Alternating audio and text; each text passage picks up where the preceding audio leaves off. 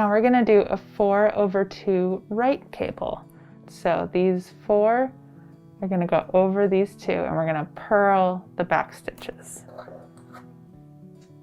So to do this, you slip those first 2 to the cable needle. These are the back stitches. So you hold them in back and just let go. And then you knit the front stitches. 4.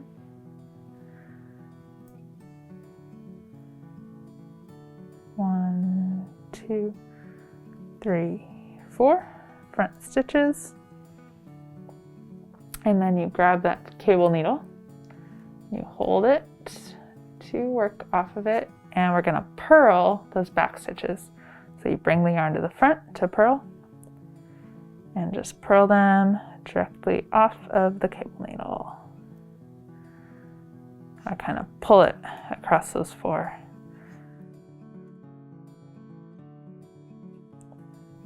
Purl 1, 2. There you go. So we got 4/2 cable, purling the back 2.